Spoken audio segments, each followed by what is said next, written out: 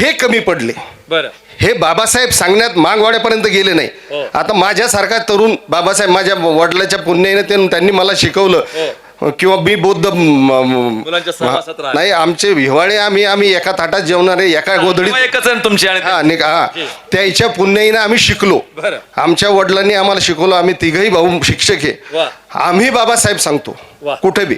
बरं. बाबासाहेब ते तुम्ही सांगितलं नाही. जर ते बाबासाहेब मागायला कळले असते ना, अरे यांची चालच नाही, हे बीजेपी वाले RSS यांचं षडयंत्र आहे मान्य करतो ना आम्ही. आम्हालाही समजतंय त्या गोष्टी. यांचं षडयंत्र आहेच ना ते. आपलं त्यांना आपल्याला एका ठिकाणी येऊ द्यायचं नाही, आपल्या मध्ये भांडण लावायचं, त्यांची पोळी त्यांनी भाजून घ्यायची. पण तुमचा जो मोठ्या भावाचा दर्जा आहे तुम्ही त्याला समानता द्यायला पाहिजे होती. त्याला तिथं तुम्ही न्याय द्यायला जर असता तर मांग बाजूला गेला नसता.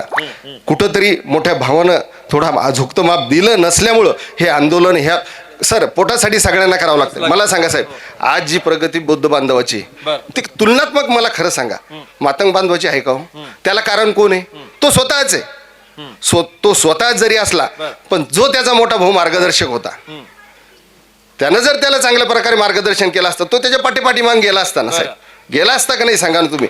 हे जर चांगलं मार्गदर्शन मागाच्या पोराला केलं असतं तो शिकला असता त्याचं मस्तिष्क सुधारला असतं तर कोणाच्या पुढे झुकला नसता ना साहेब. विरोध करायला ताकद लागते ना साहेब. वैचारिक ताकद लागते, आर्थिक ताकद लागते. ती आज बाबासाहेबांमुळे आमच्याकडे आहे आणि आम्ही कोणाच्या बापाला भीत नाही.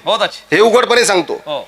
मांग जरी असलो तरी बाबासाहेबाचं नाव जर म्हटलं तर पुढे पहिला राहीन पंजाबराव आणि याच्यासोबत 100 उभे राहतील. ते बी सांगतो समाजाच्या वतीनं. हे आरक्षण वगैरे ह्या ज्या गोष्टी उपवर्गीकरणात चालल्या ह्या राजकीय असतील काय असतील याच्या पलीकडचा माणूस आहे मी.